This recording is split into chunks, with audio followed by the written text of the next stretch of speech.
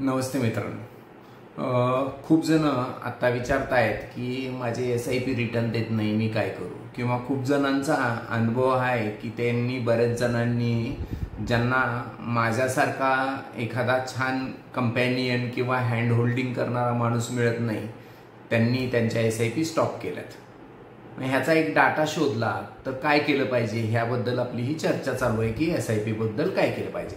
तर एक डाटा वाचण्यात आला माझ्या की 2024 पर्यंत मागच्या 1 वर्षात 0 ते 1 वर्षामध्ये SIP स्टॉप होण्याचं जे प्रमाण आहे ते 50.11%। तेच 2 ते 3 वर्षामध्ये जे SIP 1 ते 2 वर्षामध्ये जे SIP स्टॉप होतात 23.04। तेच 2 ते 3 वर्षामध्ये 9.81% SIP स्टॉप होतात। तीच गोष्ट 3 ते 5 वर्षामध्ये 13.9% SIP स्टॉप होतात आणि तीच गोष्ट 5 वर्षापेक्षा पुढे गेल्यानंतर 3.09%। म्हणजे जर नीट बघितलं तर पहिल्या 3 वर्षामध्ये जवळजवळ 73% SIP स्टॉप होतात आणि 5 वर्षामध्ये जवळजवळ 95% SIP स्टॉप होतात।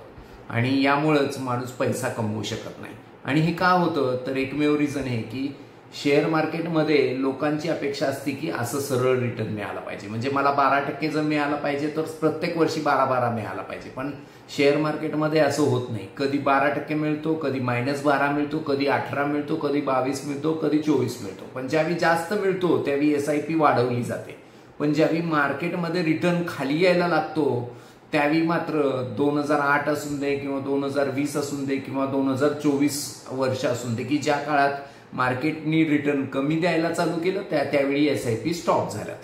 आणि हे का घडतं तर एकमेव रिझन हे आहे की त्यांना त्यांच्याबरोबर एक कोच, एक गुरु हवा असतो आणि तो गुरु नसतो तिथं, तो त्यांना हँडहोल्ड करू शकत नाही। आणि हे नॉर्मल आहे की बुल मार्केटमध्ये सगळ्यांनाच वाटतं की मी शेअर मार्केटमध्ये यावं, म्हणजे ज्यावेळी शेअर मार्केट चढत असतं त्याला बुल मार्केट म्हणलं जातं आणि ज्यावेळी बेअर मार्केट असतं त्यावेळी सगळ्यांना वाटतं की शेअर मार्केट काही खरं नाही, सगळं नुकसान होणार आहे, पैसे काढून घ्या किंवा थांबवा। बेअर मार्केट म्हणजे काय तर ज्यावेळी मार्केट खाली येतंय त्यावेळी, आणि हे कॉमन आहे। आता जर यामध्ये जर बघितलं तर काही जणांना वाटतं की लमसम इन्व्हेस्ट केलं पाहिजे का SIP इन्व्हेस्ट केली पाहिजे। जर बुल मार्केट असेल तर लमसम इन्व्हेस्ट करणं फायद्याचं होऊ शकतं, पण जर बेअर मार्केट असेल म्हणजे खाली उतरणारं मार्केट असेल तर SIP जास्त चांगली उपयोगी नाही पडणार, तर त्या SIP जास्त चांगली उपयोगी पडेल। बुल मार्केटमध्ये लमसम अमाऊंट चांगली उपयोगी पडेल आणि बेअर मार्केट तुटतं त्यावेळी लमसम अमाऊंट उपयोगी पडेल। पण मग यातलं काय करायचं? ज्यावेळी मार्केट तुटेल त्यावेळी माझ्याकडे पैसे असतील का नसतील हा पण बऱ्याच वेळा प्रश्न असतो। तर यावेळी असं काम केलं पाहिजे की जर समजा तुम्ही 10,000ची SIP करता तर तुमच्याकडे 10,000च्या 2 SIP झाल्या पाहिजेत। एक पहिली SIP इक्विटी मधली आणि दुसरी 10,000ची SIP ती लिक्विड फंडामधली। जर तुम्ही ती लिक्विड फंडामधली SIP केलेली आहे तर ज्यावेळी मार्केट तुटेल त्यावेळी लिक्विड फंडात म्हणजे गव्हर्नमेंट प्लस कॉर्पोरेट बॉन्डमध्ये टाकलेले पैसे जे असतात त्यामध्ये शेअर मार्केटच्या चढ उताराचा फरक पडत नाही, त्यामुळे तिथं पैसे तुमचे असतातच।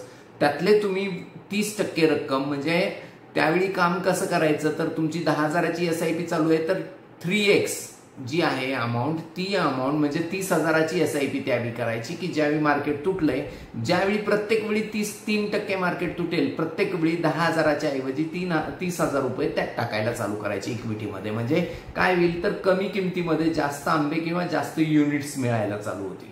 त्यामुळे ही आयडिया तुम्हाला वापरता येईल। त्याच्यामध्ये 2 पक्षी मारले जातील, एक तर मार्केट ज्यावेळी तुटलेलं असेल त्यावेळी तुमच्याकडे पैसे ऍडिशनल टाकण्यासाठी असतील आणि दुसरं की इमर्जन्सी फंडासाठी तुमचा लिक्विड फंडातले जे पैसे आहेत ते तुम्हाला इन केस कधी इमर्जन्सी लाईफमध्ये आली तर ते वापरायला उपयोगी पडतील।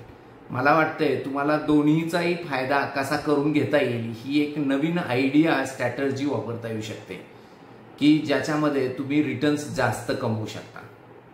मला वाटतंय थँक्यू। तुम्ही या दृष्टीने विचार करा, काही जास्त माहिती हवी असेल तर तुम्ही आम्हाला नक्कीच नवजीवन वेल्थला व्हिजिट करू शकता आणि हा चॅनलला सबस्क्राइब करा, कारण तुम्ही सबस्क्राइब करायला लागला तर माझा हुरूप वाढतो अजून नवीन व्हिडिओ